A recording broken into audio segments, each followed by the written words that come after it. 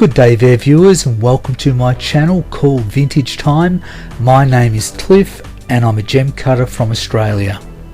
A warm welcome to all my regular subscribers and viewers. It's nice that you can join me once again in another one of my videos, and if you're new to my channel, I'm certainly glad you could also join us in the discovery of learning how to cut gems. For many of you who are watching my video, you're probably wondering what type of gem I'm holding at the moment, and it's called cubic zirconia. It's a man-made gem and it shouldn't be confused with zircon. Totally two different gems. This is man-made, synthetic, and zircon, it's a natural gem.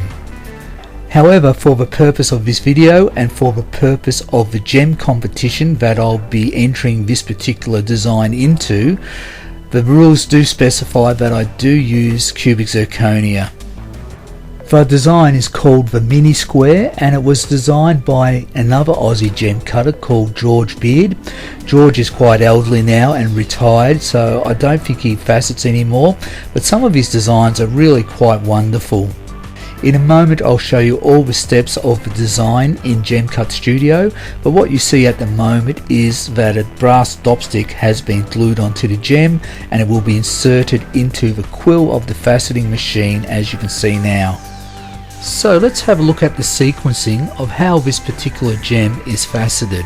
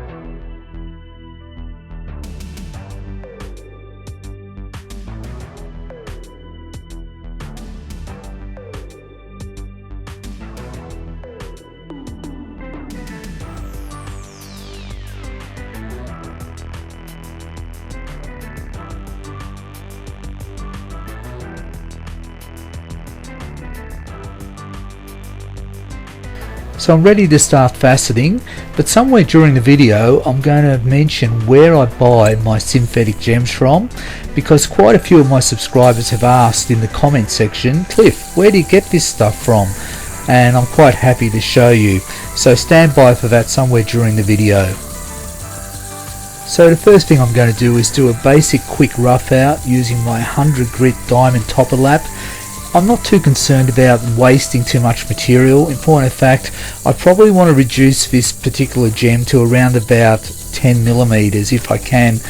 The requirement for the competition is 8, so anything from 8 to 10 is fine. Once the gems get too large, you get other issues with polishing. The larger the surface area is, the more difficult the gem is to polish, and that goes for even natural gems, but some of these synthetic gems can be a bit tricky to polish also.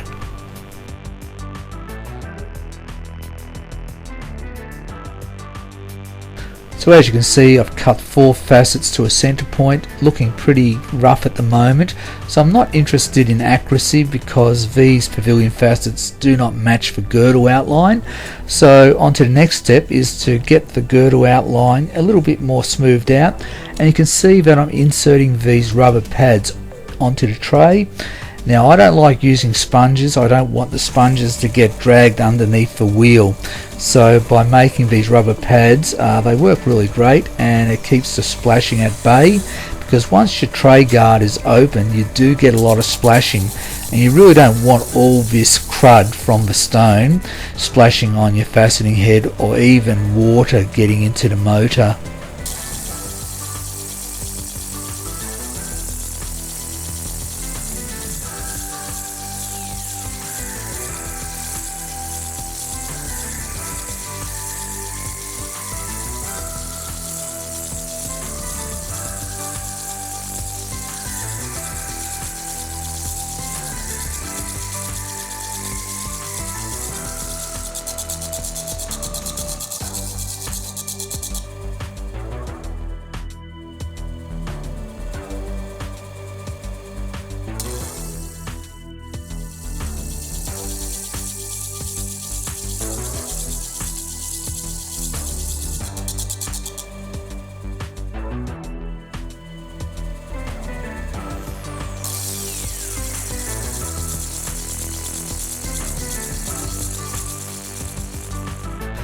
So quite a bit of material has been removed by using the 100 grit diamond topper lap. The next step will be for me to just smooth out that girdle outline, and I've used a 600 grit lap. I haven't showed you, but you can see in this scene things are a lot smoother on the girdle outline.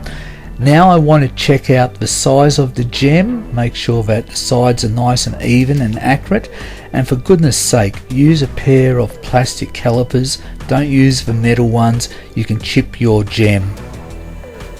So the sides need a little bit of tweaking because it's out by about 0.2 of a millimeter.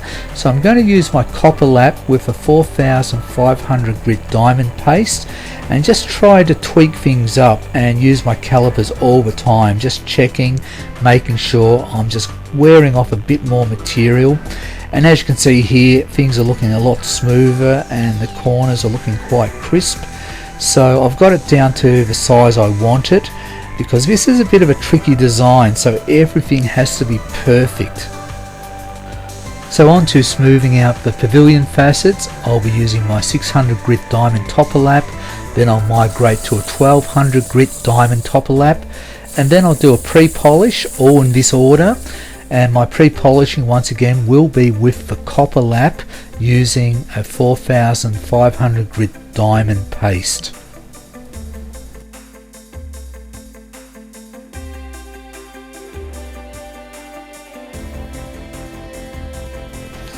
So coming up soon in the next scene, I'll be cutting the P2 facets, the pavilion 2 facets, and you can see that I've done that here using a 1200 grit diamond topper lap, almost cutting to a center point, but I'll cut to a center point using the copper lap. So I'm on to my pre-polish lap, and I thought I would mention, when you've got pre-polish or polishing laps, always use the same grade diamond compound for whatever pre-polish or polishing lap you're using. You don't want cross-contamination. So as you can see here, these P2 facets are complete with the pre-polish. The next step will be to use a 1200 grit disc, and I'll cut out the corner facets on the girdle.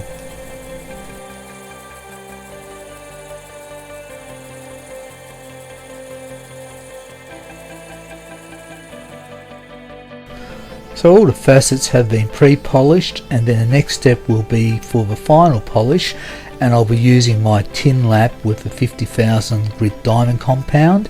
And as you can see in this scene, that the pavilion is completely and fully polished.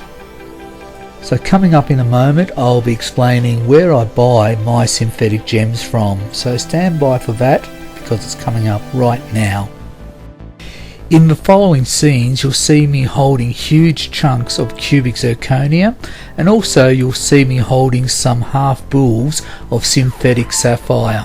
All of these man-made synthetic gems I buy in bulk in kilo lots, and they all come from China, and there's a vast array of different colours.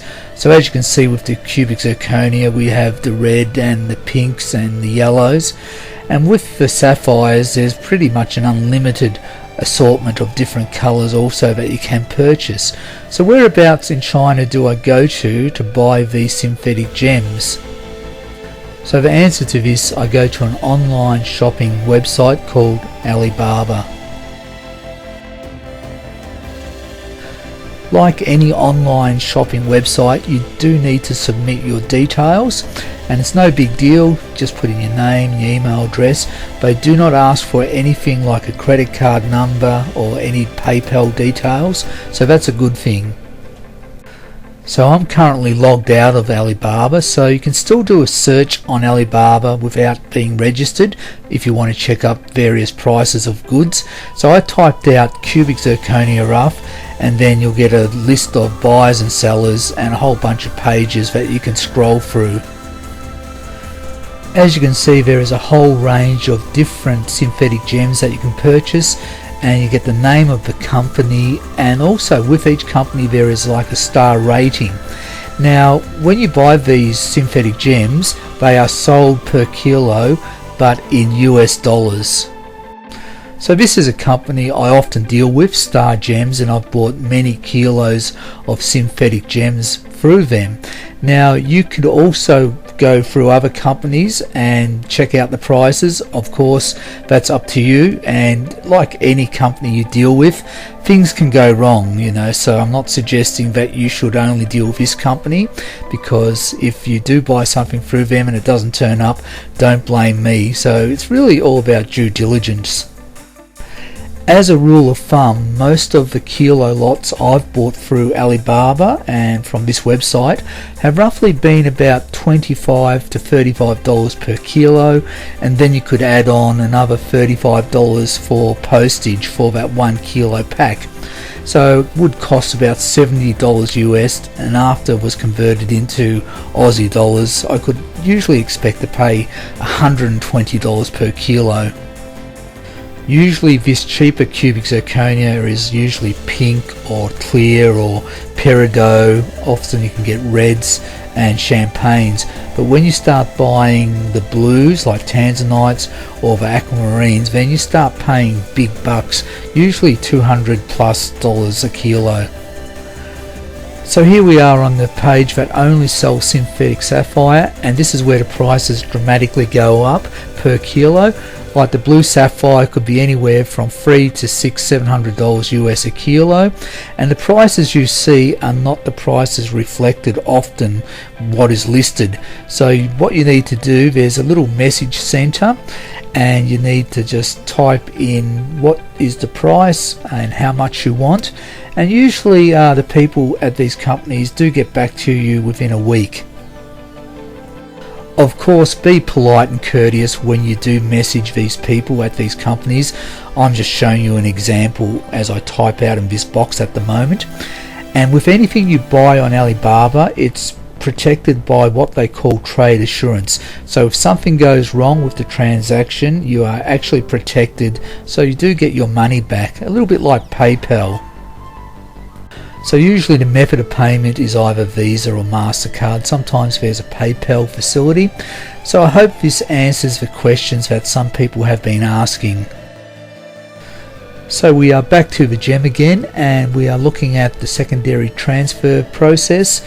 And I've talked about this many times, where I glue a brass dopstick onto the other side of the gem, remove the original dopstick, and then place the gem back into the quill of the machine, ready to start faceting the crown.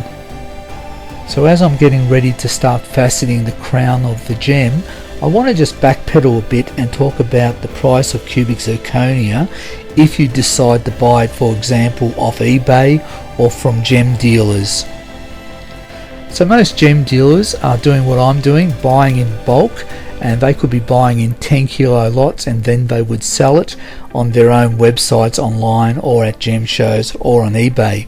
And what they're simply doing is just taking the rough chunks of cubic zirconia or the half bulls of sapphire, and they're cutting them up into manageable pieces to sell. So the thing is, with these man-made synthetic gems such as cubic zirconia or the sapphire or the spinels, the density of this man-made product is very heavy indeed. So you may be purchasing a 2 centimeter block of cubic zirconia, and you're thinking, well, at 10 cents a carat, that's really cheap. Then the moment they go to weigh it, it will weigh over 300 or 400 carats, and then you're paying $30 or $40 Australian, and that's a lot of money compared to buying it in kilo chunks. I would suggest that if you are very serious about faceting and you cut a lot and you're doing a lot of design work or you're doing competition cutting, I would start buying in bulk just to start saving on money.